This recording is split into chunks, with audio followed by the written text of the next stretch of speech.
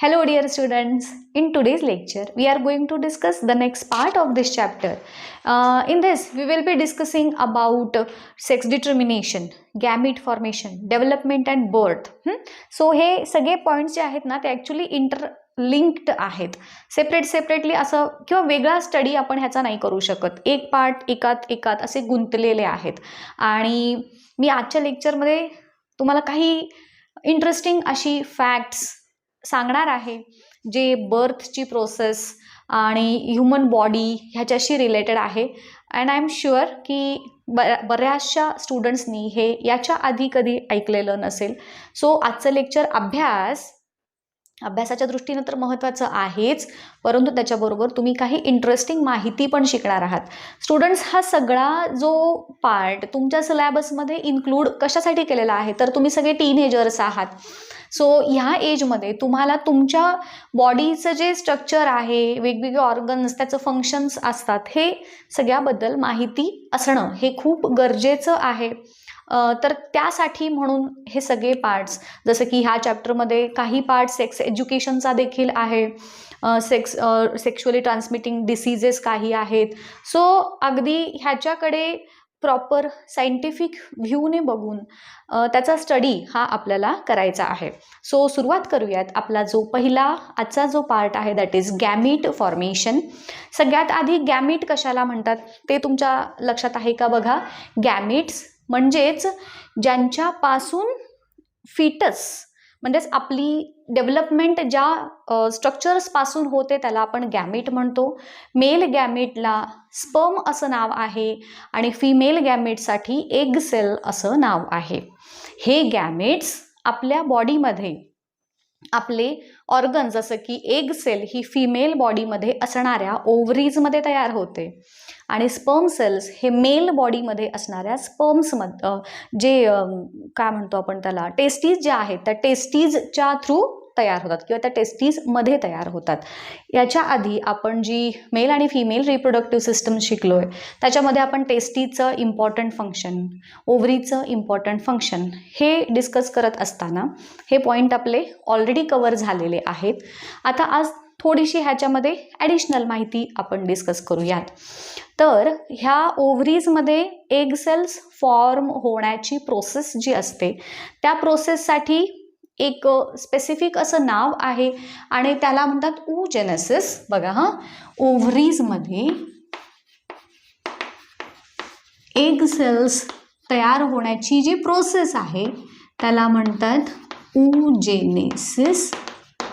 आणि आपल्या ज्या टेस्टीज असतात त्या टेस्टीजमध्ये स्पर्म सेल्स प्रोड्यूस होण्याची प्रोसेस त्याला नाव आहे स्पर्मॅटोजेनेसिस. ह्या तुम्ही डिटेल 11-12 मध्ये शिकणार आहात. मग ह्या oogenesis थ्रू काय होतं तर आपल्या ज्या जर्म सेल्स असतात, मी तुम्हाला ह्या आधीच्या लेक्चर्समध्ये पण सांगितलेलं आहे की जर्म सेल्स म्हणजे एग आणि स्पर्म सेल्स नाहीत.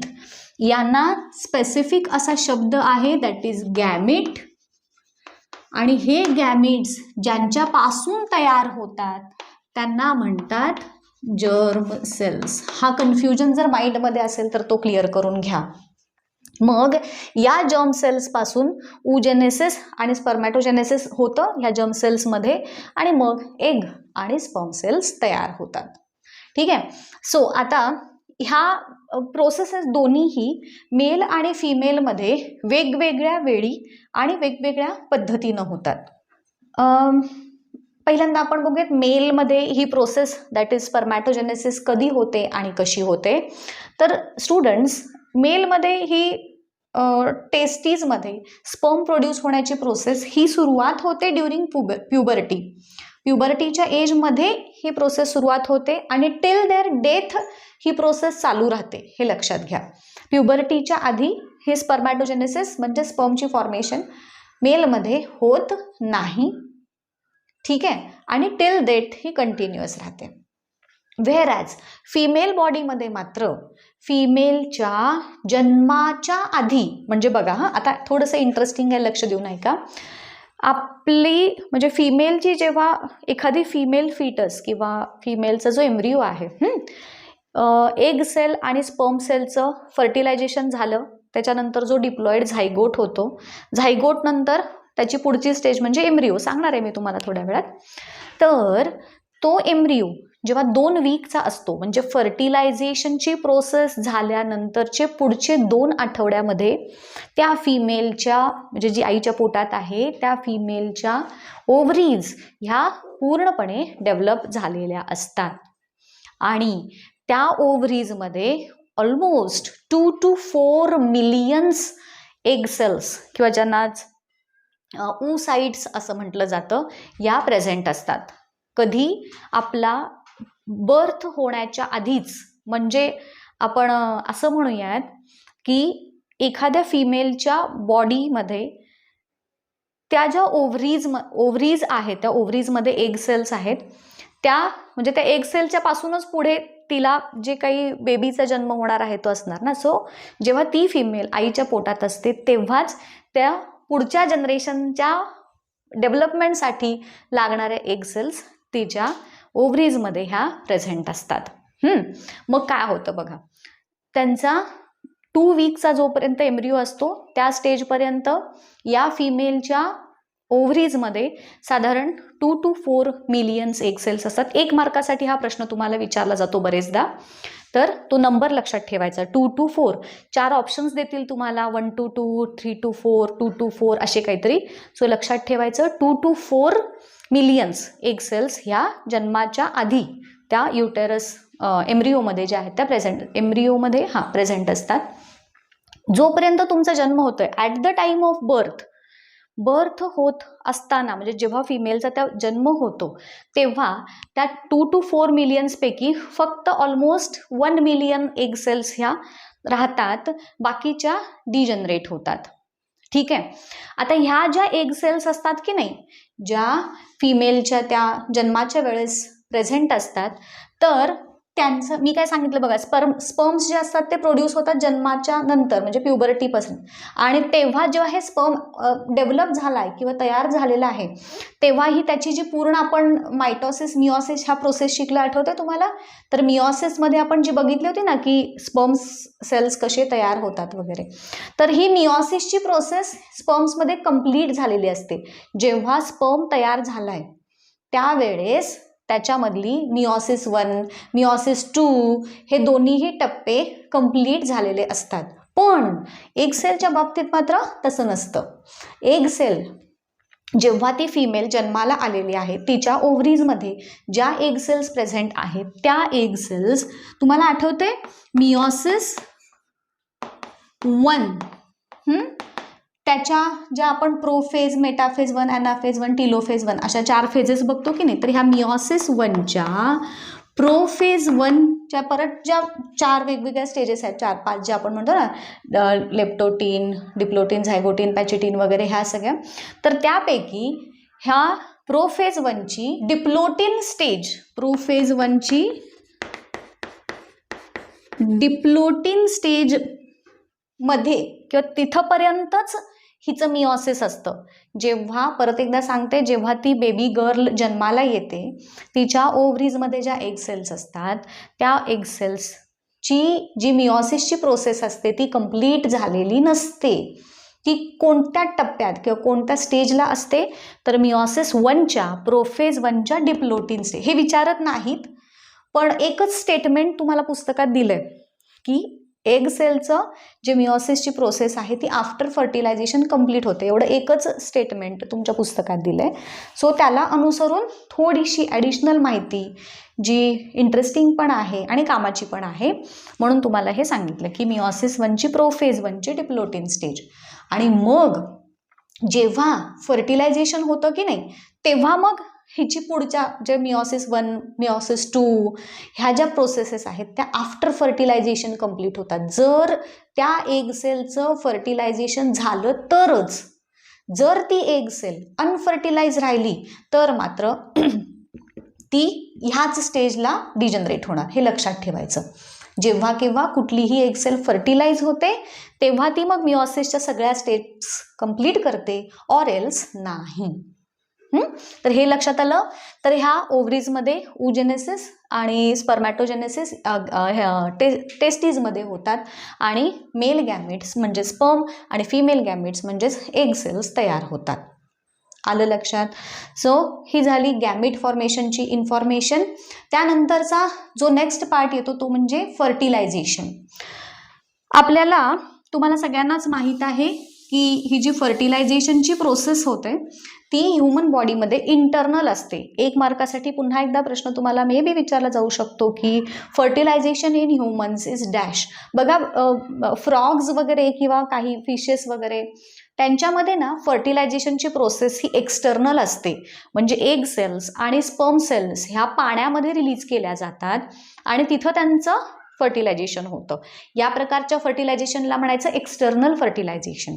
आणि जे मॅमल्समध्ये होतं त्यांना इंटरनल त्याला फर्टिलायझेशन म्हणायचं. इवन एव्समध्ये वगैरे पण इंटरनल फर्टिलायझेशन होतं ज्याच्यामध्ये स्पर्म सेल्स या फिमेल बॉडीमध्ये रिलीज केल्या जातात. फिमेल बॉडीमध्ये जी कॉप्युलेशनची प्रोसेस म्हणतो आपण, मेटिंगची जी प्रोसेस असते त्या मेटिंगच्या प्रोसेस वेळी पेनिस हा जो ऑर्गन आहे मेल रिप्रोडक्टिव्ह सिस्टमचा तो काय करतो, सीमेन रिलीज करतो. मी तुम्हाला मेल रिप्रोडक्टिव्ह सिस्टम शिकवत असताना सीमेनबद्दल माहिती सांगितलेली आहे. तर हे सीमेन आहे त्याच्यामध्ये हे स्पर्म सेल्स प्रेझेंट असतात. ते सीमेन फिमेल बॉडीमध्ये एंटर करतं. थ्रू व्हजायना, युटेरस हा पाथ फॉलो करत ते सीमेनमधले जे स्पर्म्स असतात ते पोचतात ओव्हीडक्टपर्यंत. लास्ट लेक्चरमध्ये आपण फिमेल रिप्रोडक्टिव्ह सिस्टमचे जे ऑर्गन्स बघितले, इथे एक ओव्हरी, मध्ये युटेरस, त्यानंतर इथे एक ओव्हरी, हा युटेरसचा पार्ट, इथे खाली व्हजायना असा जो दाखवलेला होता. तर या व्हजायना थ्रू हे स्पर्म्स एंटर करतात. Millions of sperms at a time enter होतात फिमेल बॉडीमध्ये. त्यापैकी काही स्पर्म सेल्स इकडे ह्या म्हणजे लेफ्ट आणि राईट जे फॅलोपियन ट्यूब हा जो आहे ना ह्याच्यासाठी शब्द काय आहे, फॅलोपियन ट्यूब्स, किंवा ह्याच्यासाठी अजून एक शब्द आहे ओव्हीडक्ट्स. तर फॅलोपियन ट्यूब किंवा ह्यालाच ओव्हीडक्ट असं म्हणतात. ह्या ओव्हीडक्टमध्ये फर्टिलायझेशन होतं. हा पुन्हा 1 मार्काचा प्रश्न. बरेचदा आपण ओव्हर कॉन्फिडन्समध्ये व्हजायना, युटेर असा पण तुम्हाला प्रश्न मल्टिपल चॉईसचा विचारला जाऊ शकतो की the process of fertilisation occurs within, आणि मग 4 ऑप्शन्स देतील, व्हजायना, युटेरस, ओव्हीडक्ट आणि ओव्हरीज. तर मग बऱ्याच जणांना वाटतं ओव्हरीज. नो, फर्टिलायझेशनची प्रोसेस म्हणजेच एग आणि स्पर्म सेलची फ्युजनची जी प्रोसेस आहे ती होते फॅलोपियन ट्यूब किंवा ओव्हीडक्ट. ओव्हीडक्टलाच फॅलोपियन ट्यूब म्हणतात, हे लक्षात ठेवा. मग आता जसं मी तुम्हाला ह्याच्या आधी फिमेल रिप्रोडक्टिव्ह सिस्टम शिकवत असताना सांगितलं होतं की दर महिन्याला या ओव्हरीजपैकी कोणत्या तरी एकाच ओव्हरीमधून एग सेल बाहेर पडते आणि तिच्यापासून मग म्हणजे त्या एग सेलचं जर स्पर्म सेल बरोबर फ्युजन झालं तर मग फर्टिलायझेशन थ्रू एम्ब्रिओ वगैरे तयार होतो. मग माहीत नाही ना आपल्याला ह्या ओव्हरीमधून तयार झाला आहे की ह्या ओव्हरीमध्ये. सो त्यातले जे स्पर्म्स एंटर होतात त्या स्पर्म्सपैकी काही स्पर्म्स एका फॅलोपियन ट्यूबमध्ये जातील, काही स्पर्म्स दुसऱ्या फॅलोपियन ट्यूबमध्ये जातील. आता तिथं गेल्यानंतर या ओव्हरीजमधून बाहेर पडलेली एग सेल इथे आलेली असते, स्पर्म सेल इथे पोचले. सो द स्पर्म सेल्स म्हणजे जी ओव्हरी, तुम्हाला ना पुढे 11वी 12वीला गेल्यानंतर तुम्ही शिकाल की हे जी एग सेल असते तिचे परत पार्ट्स काय काय असतात, झोना पेल्युसिडा किंवा बरेचसे असे वेगवेगळे लेयर्स असतात. हा जो स्पर्म सेल आहे ह्या स्पर्म सेलचं हेड असं टेपरिंग असतं, कोनिकल असं शेपचं, सो दॅट ते एग सेलला भेदून आतमध्ये त्याला जाण्यासाठी इझी व्हावं. ह्यासाठी तुम्हाला सगळ्यांना स्पर्म सेलची ही डायग्राम माहीतच आहे. मध्ये ह्या मग मिडल पार्ट असतो आणि खाली टेल. सो जेव्हा हा जे मिलियन्स असतात जे स्पर्म्स ना, त्या मिलियन्सपैकी एकच स्पर्म सेल या एग सेलला फर्टिलाइज करतो. जेव्हा हा स्पर्म सेल या एग सेलचं मेम्ब्रेन, आता ह्या एग सेलला येऊन चिकटल्यानंतर काय होतं, ह्या स्पर्मचं जे हेड आहे की नाही ते काही स्पेसिफिक केमिकल्स रिलीज करतं. ऑल्सो एग सेलचं पण जे आउटर मेम्ब्रेन आहे, सो दोन्ही पण काही स्पेसिफिक असे केमिकल्स रिलीज करतात. त्या केमिकल्समुळं काय होतं, इथलं जे मेम्ब्रेन आहे एग सेलचं ते निघून जातं आणि मग त्यातून हा स्पर्म सेल जी आहे ती आत एंटर करणार. एकदा का एक स्पर्मची एंट्री झाली एग सेलमध्ये की हे पुन्हा मेम्ब्रेन काय होणार, निघून जे गेलेलं आहे ते पुन्हा रिजनरेट होणार आणि मग बाकीच्या मग ती एग सेल काय करते, स्वतःभोवतीनं असं काहीतरी एक केमिकल रिलीज करते की ज्याच्यामुळे अदर स्पर्म सेल्स या एगमध्ये एंट्री करू शकणार नाहीत. आलं लक्षात? सो ही झाली फर्टिलायझेशनची प्रोसेस. मग एकदा का स्पर्मची त्या एगमध्ये एंट्री झाली की मग त्याची जी एगची मी मगाशी सांगितल्याप्रमाणे मिओसिसची प्रोसेस कंप्लीट होते. मिओसिस 1, मिओसिस 2 हे सगळे कंप्लीट होतात आणि मग स्पर्ममधलं जे जेनेटिक मटेरियल आहे ते एग सेलमधलं जेनेटिक मटेरियल दोघांचं फ्युजन होणार, युनियन होणार आणि मग त्याच्यापासून जो आपला झायगोट, तुम्हाला माहितीच आहे की एग सेल ही हॅप्लॉइड असते, हॅविंग सिंगल क्रोमोझोम किंवा single set of chromosome. Sperm cell पण हॅप्लॉइड असतो, having single set of chromosome. जेव्हा ह्या दोघी हॅप्लॉइड सेलचं फ्युजन होतं तेव्हा डिप्लॉइड झायगोट तयार होतो. हा जो असतो याला नाव आहे झायगोट. हा झायगोट इथे तयार झाला, कुठे, फॅलोपियन ट्यूबमध्ये. हे झालं फर्टिलायझेशन. फर्टिलायझेशनची प्रोसेस एकदा कंप्लीट झाल्यानंतर साधारण 72 ते 84 तासांमध्ये काय होतं, तोपर्यंत ह्याच्या सेल्स ज्या आहेत त्या मायटॉटिकली डिवाइड करतात. आता एकदा का हा झायगोट, डिप्लॉइड झायगोट तयार झाला ज्याच्यामध्ये जेनेटिक मटेरियल ह्या एग आणि ह्या स्पर्म सेलमधलं दोघांचं कॉम्बिनेशन आहे, होय की नाही, मग ह्याचं परत ह्याच्यामध्ये काय होतं, मायटॉसिस. मग ह्या एका सेलच्या 2 सेल्स, 2च्या 4 सेल्स, 4च्या 8 सेल्स, असं 8, 16, 32 अशा सेलचं स्ट्रक्चर इथं तयार होत जातं. आणि मग आफ्टर 72 किंवा 84 आवर्स मग हा जो झायगोट आहे किंवा ह्यालाच आपण पुढे जेव्हा ब्लास्टुला गॅस वगैरे अशा त्याचे वेगवेगळे टर्मिनॉलॉजीज आहेत, ह्या प्रत्येक स्टेजला वेगवेगळी नावं आहेत. मग तो जो ब्लास्टोसिस्ट आहे ना, तो जो तयार झाला ना, आता तुम्हाला मी सांगितलं 32 किंवा 72-84 सेलचं जे स्ट्रक्चर, तो मग पुन्हा इथून फॅलोपियन ट्यूबमधून मग जातो युटेरसमध्ये साधारण 72 ते 84 तासानंतर. आणि मग एकदा का तो युटेरसमध्ये गेला की तो इथे स्वतःला इम्प्लांट करतो आणि मग आतल्या बाजूला जे प्लासेंटा आहे ती फॉर्म होते. स्टुडंट्स, तुम्ही 2 प्रकारचे वर्ड्स ऐकले असतील, एक म्हणजे प्लासेंटा आणि दुसरा म्हणजे अंबिलिकल कॉर्ड. ह्या दोघांच्या मध्ये काय फरक आहे? बऱ्याच जणांना वाटतं दोन्ही पण सेम आहे, तर नो. ऐका, मी फरक सांगते. प्लासेंटा जो पार्ट आहे ना, तर तो आईच्या युटेरसला कनेक्शन असणारा पार्ट आहे की जिथून अंबिलिकल कॉर्ड तयार होणार आहे. म्हणजे जी आपली नाभी असते ना, नॅव्हल, तर त्याच्या आतल्या बाजूचा असा पोर्शन की जिथे अंबिलिकल कॉर्ड तयार होणार, ज्याला आपण नाळ म्हणतो मराठीमध्ये अंबिलिकल कॉर्डला, पण प्लासेंटा म्हणजे असा पॉइंट की जिथून हे अंबिलिकल कॉर्ड डेव्हलप होणार किंवा तयार होणार. इथे एक चित्र दाखवले बघा, मी ह्या चित्रामध्ये दिसतंय तुम्हाला, तर ते खालचा जो युटेरसचा पार्ट आहे त्याच्यापासून प्लासेंटा तयार झाली आणि त्या प्लासेंटा थ्रू बेबीला कनेक्ट करणारं जे कॉर्ड आहे त्याला म्हटलंय अंबिलिकल कॉर्ड. मग हे डेव्हलप होतं, मग त्याच्यातून न्यूट्रिएंट्स जे डेव्हलपिंग बेबीला आईमार्फत पाठवले जातात. साधारण फर्टिलायझेशन झाल्यानंतर 40 वीक्स किंवा 9 मंथ्स, हे पण लक्षात ठेवा, 9 मंथ्सचा म्हणजे साधारण 40 वीकचा पिरियड असतो. तर तोपर्यंत ही ग्रोथ आणि डेव्हलपमेंट त्या बेबीची होत राहते in the uterus of female body. आणि एकदा का ग्रोथ कंप्लीट झाली तोपर्यंत हे सगळे जो प्रोजेस्टेरॉन हार्मोन आहे तो कंटिन्युअसली सिक्रीट होत राहतो की जो पूर्ण ही प्रेग्नन्सी मेंटेन करण्याचं काम करतो. आणि मग एकदा हे वाढ वगैरे कंप्लीट झाली, ग्रोथ अँड डेव्हलपमेंटची स्टेट, की मग आपल्या जी पिट्युटरी ग्लँड आहे ती एक हॉर्मोन सिक्रीट करते ऑक्सिटोसिन नावाचा.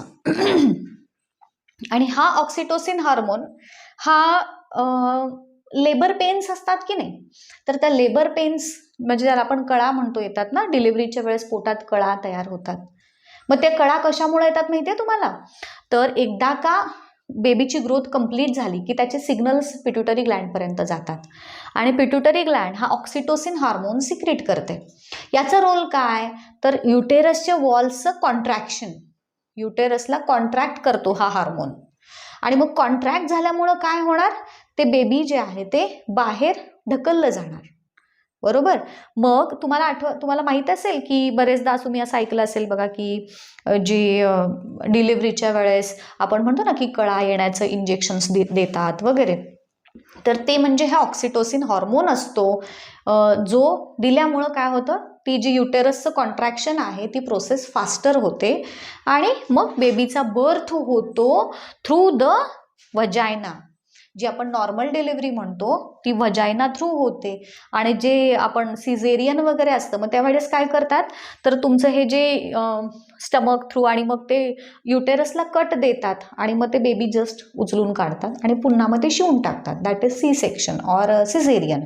आणि जे नॉर्मल डिलिव्हरी असते दॅट इज थ्रू वजायना. आलं लक्षात?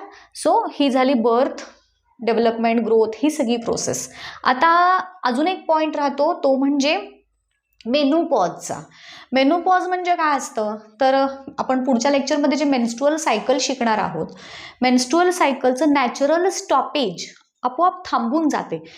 प्युबर्टीच्या एजमध्ये मेन्स्ट्रुअल सायकल सुरू होते फिमेल्समध्ये साधारण 13-14 ह्या वर्षाच्या दरम्यान आणि ती साधारण 45 to 50 एजपर्यंत चालू राहते. आणि at the age of 45 to 50 तो स्पॅन प्रत्येक फिमेलमध्ये तो वेगवेगळा असू शकतो. तर त्या पिरियडमध्ये काय होतं, तर जी मेन्स्ट्रुअल सायकल कंट्रोल करणारे जे हॉर्मोन्स असतात ना, इस्ट्रोजेन, प्रोजेस्टेरॉन वगैरे वगैरे, तर ह्या हार्मोन्समध्ये इम्बॅलन्स होतो. कमी सिक्रीट होतील किंवा जास्त सिक्रीट होतील, त्याच्यामध्ये हार्मोनल इम्बॅलन्स हा शब्द तुम्ही खूप वेळेस ऐकला असेल. तर मग काय होतं, due to this menstrual cycle हळूहळू, जी आपण तुम्हाला माहिती आहे नॅचरल मेन्स्ट्रुअल सायकलचा पिरियड असतो 28 to 30 days, तो मग पिरियड इरेग्युलर होत जातो, कधी जास्त कधी कमी असं. मग ब्लिडिंगची जी प्रोसेस आहे ती कधी कमी कधी जास्त असं. मग असं होत होत होत at the age of 45 to 50 ही जी प्रोसेस ऑफ मेन्स्ट्रुएशन आहे ती कम्प्लिटली स्टॉप होते इन द फिमेल. आणि त्यानंतर ती फिमेल ही अनफर्टाईल असते. त्याच्यानंतर ती बेबीजना बर्थ देऊ शकत नाही. So this natural stoppage of menstruation is called as menopause. मग हे कशामुळं होतं, तर due to irregular secretions of hormones which are related to menstruation. एवढं तुम्ही सांगाल. बाकी ह्याच्यावरती विशेष विचारलं जात नाही, एक डेफिनेशन फक्त आणि एज काय असतं. हां, अजून एक प्रश्न याच्यावरती विचारला जाऊ शकतो गिव्ह रिझन सारखा, की ओल्ड विमेनमध्ये, म्हणजे तुम्हाला माहिती आहे ना, तुम्ही ऐकलं असेल की एक मुलं जन्माला येण्याचं पण एक ठराविक एज असतं. त्या एजमध्ये जर मुलं जन्माला आली तर मग ती हेल्दीयर असतात आणि ते आईच्या याच्यासाठी पण चांगलं असतं. ओल्ड एजमध्ये जितकं बेबीज जन्माला येतात ना, तर त्यांच्यामध्ये जेनेटिक डिफॉर्मिटीज जसं की डाऊन सिंड्रोम, टर्नर सिंड्रोम सारखे जेनेटिक ॲबनॉर्मॅलिटीज डेव्हलप होण्याचे चान्सेस असतात. मग ते का, तर सायंटिफिक रिझनसाठी समजा तुम्हाला विचारला तर त्याच्यामध्ये काय सांगायचं बघा. तर at the age of 40 to 50 age जर समजा ह्या एजमध्ये एखादी फिमेल असेल आणि तिची अजून मेन्स्ट्रुअल सायकल सुरू असेल समजा, तर एकतर त्या एजमध्ये जसं मी तुम्हाला आता सांगितलं इरेग्युलर असते ना मेन्स्ट्रुअल सायकल, आणि जर तेव्हा त्या एजमध्ये जर फर्टिलायझेशन झालं समजा, तर त्या एग सेलचं वय किती असतं रे? मी काय तुम्हाला सांगितलं होतं एग सेल्स कधी तयार होतात, तर फिमेलच्या जन्माच्या आधी, म्हणजे जेव्हा ती फिमेल आईच्या पोटात असते तेव्हाच त्या एग सेल्स तयार झालेल्या असतात. त्याच्यानंतर ह्या एग सेल्स तयार होत नाहीत फिमेल बॉडीमध्ये. स्पर्म्समध्ये कसे कंटिन्युअसली तयार होत असतात from puberty to death of the male, परंतु एगचं मात्र तसं नाही. एकदा का त्या 2 to 4 मिलियन सांगितल्या, एकदा जे तयार झाल्यात त्याच्यानंतर ही प्रोसेस पुन्हा होत नाही, ही जी oogenesisची मी तुम्हाला सांगितली ती. म्हणजेच जेव्हा ती फिमेल 40 किंवा 50 एजची असते तेव्हा तिच्यामध्ये असणाऱ्या एग सेलचं वय सुद्धा 40 to 50 असतं, होय की नाही. मग तुम्ही विचार करा, ह्या एजमध्ये ज्या एग सेल्स आहेत त्यांची जी डिव्हिजन मी मगाशी दाखवलं नाही तुम्हाला, मिओसिस वगैरे होतं, तर ही जी ॲबिलिटी टू डिव्हाइड ही कमी कमी होत जाते, त्याची फर्टिलिटी जी आहे ती कमी कमी होत जाते. So the ability to divide and the fertility of the egg cells reduces as the female ages. त्याचं जसं वय होत जातं तसं तसं त्या एग सेलचं पण एज वाढत जातं आणि ती एग सेल ही कंपॅरेटिव्हली कमी फर्टाईल असते. आणि जर ह्या एजमध्ये फर्टिलायझेशन झालं तर डेव्हलप होणाऱ्या बेबीमध्ये जेनेटिक ॲबनॉर्मॅलिटीज प्रोड्यूस होणार, कारण ती जी सेल डिव्हिजन आहे ना आपण बघितली, मिओसिसची जी प्रोसेस आहे तीच जर प्रॉपरली झाली नाही त्या एग सेलमध्ये तर ऑब्व्हियसली जेनेटिक डिफॉर्मिटीज येणार, because the ability to divide ही काय झालेली असते, कमी कमी झालेली असते त्या एग सेलमध्ये. सो हे कारण तिथं तुम्ही सांगणार की पहिल्यांदा काय सांगणार, द प्रोसेस ऑफ oogenesis ही काय झालेली असते ती थ्रू जी एग सेल्स तयार झाल्यात त्या before birth of the female तयार झाल्यात, and the age of the egg cell is the same as the age of female. So the egg cell of age 40 to 50 is having less fertility. The ability of that egg cell to divide and redivide has degraded. So in that case, if fertilization occurs, the egg cells, there are chances that the egg cells will not complete the cell division and the child may get genetic deformities like Down syndrome or Turner syndrome. हे सांगाल तुम्ही. So हा part झाला related to menopause. ठीक आहे, so एवढंच, इथेच थांबूयात आज. कसं वाटलं मला लेक्चर आणि त्यातली माहिती हे नक्की कळवा. इथेच थांबू, नेक्स्ट लेक्चरमध्ये ह्याच्या पुढचा part. Till then goodbye, thank you.